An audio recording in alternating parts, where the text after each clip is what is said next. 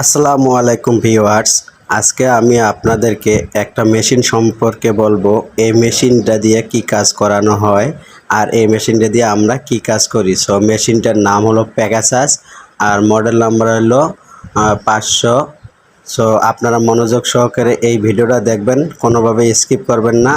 আর আজকে যে প্রসঙ্গে আলোচনা করব সেটা ভিডিওর ভিতর দেওয়ানো আছে, আপনারা অবশ্যই দেখবেন।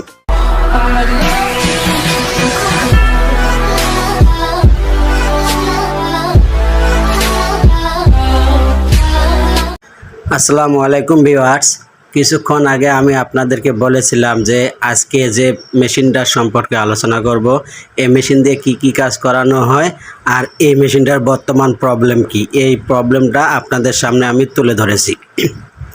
সো মনোযোগ সহকারে এই ভিডিওটা দেখবেন, কোনোভাবে স্কিপ করবেন না। আর যারা আমার এই চ্যানেলের নতুন দর্শক তারা অবশ্যই আমার এই চ্যানেলটা সাবস্ক্রাইব করে বেল আইকনটা বাজিয়ে দিবেন, তাতে সবার আগে নোটিফিকেশনটা আপনার ফোনে চলে যাবে। আরও আমি সুন্দর সুন্দর ভিডিও দেওয়ার চেষ্টা করব, আপনারা অবশ্যই এই চ্যানেলের ভিডিওগুলো দেখবেন। তো আজকে যে সমস্যাটার জন্য এই মেশিনে কাজ করতেছি, সেই সমস্যাটা হলো লোবারের ভিতরে সুতা পেঁচানো। সো এই মেশিনটা কাজ করতে করতে লোবারের ভিতরে অসংখ্য জনিত সুতা পেঁচিয়েছে। সেই সুতাটা কিভাবে আমরা বের করি এবং বের করার পরে এই মেশিনে আবার নতুন করে কিভাবে কাজ করানো হয় সেটা আপনারা অবশ্যই মনোযোগ সহকারে দেখবেন। আমি এই ভিডিওতে সেই প্রসঙ্গ নিয়েই ভিডিওটা তৈরি করেছি। সো বন্ধুরা, আপনারা দেখতেছেন যে আমি একটা নাট খোলার চেষ্টা করতেছি। সো এই নাটটা আসলে খুব টাইট করে লাগানো হয়েছে, যার কারণে এটা খুলতে একটু কষ্ট হয়েছে। সো আপনারা দেখুন, আমি এরা নাটটা খোলার পরে আমি এটা দিয়ে কী কাজ করব এবং এই সুতোগুলো আমরা কীভাবে বের করব সেই সমস্যাগুলো আপনাদের সামনে আমি তুলে ধরেছি। আপনারা অবশ্যই মনোযোগ সহকারে এই ভিডিওটা দেখবেন। আর একটা কথা হলো, এইসব নতুন নতুন ভিডিও পেতে অবশ্যই আমার এই চ্যানেলটা সাবস্ক্রাইব করে রাখবেন, কারণ আমি এই চ্যানেলে মেন সমস্যাগুলো তুলে ধরি। এই যে দেখেন, আমি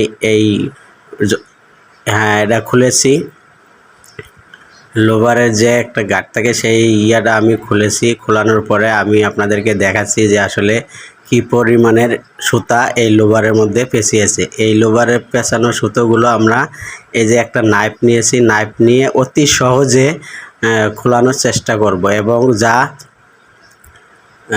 অল্প সময় নিয়ে আমি এই মেশিনের সমস্যাটা সমাধান করে দেব। আপনারা অবশ্যই মনোযোগ সহকারে ভিডিওটা দেখবেন।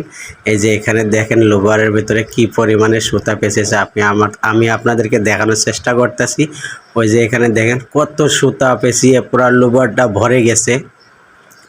তো এই সুতাগুলো আমি বের করব এবং অতি সহজে, মানে একবারে সহজে এই সুতাগুলো আমি বের করব। আপনারা অবশ্যই দেখতেই থাকুন।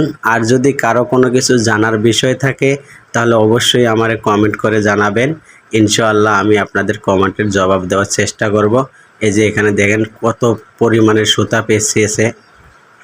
আসলে এই সুতোগুলো পেঁচানোর পরে যদি মেশিন চালানো হয় তাহলে হয়তো লোভারটা ভেঙে যেতে পারে।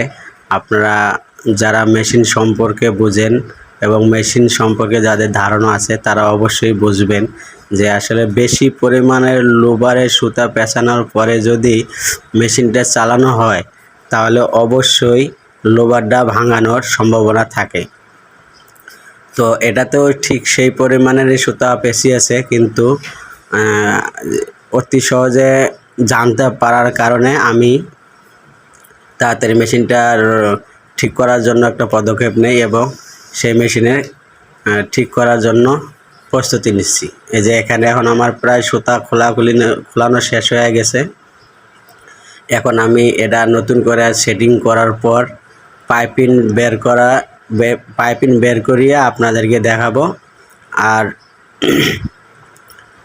হ্যাঁ, আমার পুরোপুরি কাজ কমপ্লিট হওয়ার পথেই, মানে কাজ শেষ হওয়ার পথে। এই যে এখন আমি সুতা লাগানোর চেষ্টা করতেছি, অর্থাৎ সুতা লাগানোর পরে আমি আপনাদেরকে দেখাবো যে আসলে এই সুতাটা পেঁচানোর পরে মেশিনে কতটুকু ক্ষতি হয়। আর যদি জানতে পারেন যে সুতা পেঁচিয়েছে তাহলে যত তাড়াতাড়ি পারেন তাহলে সুতাটা বের করার চেষ্টা করবেন, যাতে মেশিনটা একটু সুরক্ষা থাকবে। এই যে এখানে আমি এখন এটা লাগাচ্ছি। লাগানোর পরে আমি পাইপিং বের করিয়ে আপনাদেরকে দেখাবো যে আসলে এই মেশিনটা কত বড় একটা সমস্যার মধ্যে ছিল এবং কত বড় একটা ঝুঁকির মধ্যে ছিল। সো বন্ধুরা, আমার এই ভিডিওটা এখনও যারা সাবস্ক্রাইব করেন নাই তারা অবশ্যই আমার এই চ্যানেলটা সাবস্ক্রাইব করে রাখবেন। আর নতুন নতুন ভিডিও পেতে হলে আমার এই চ্যানেলে অবশ্যই আপনারা সাবস্ক্রাইব করে রাখবেন। যদি কারো কোনো কিছু জানার বিষয় থাকে তাহলে অবশ্যই আমার কমেন্টের মাধ্যমে জানাবেন। আমি আপনাদের কমেন্টের জবাব দেওয়ার চেষ্টা করব। এই যে এখন এটা আমি সুতা লাগানোর চেষ্টা করতেছি, অর্থাৎ এই লোবারটা লাগার পরে আমি এখন সুতা লাগাবো। সুতা লাগানোর পরে পুরো মেশিনটা কমপ্লিট করার পরে আমি আপনাদেরকে পাইপিং বের করিয়ে দেখিয়ে দেব যে আসলে এভাবে এই মেশিনের সমস্যাগুলো সমাধান করা যায়। তো যাদের বাসায় বা কারখানায় এরকম মেশিন আছে তারা অবশ্যই এই টিপসগুলো ফলো করবেন।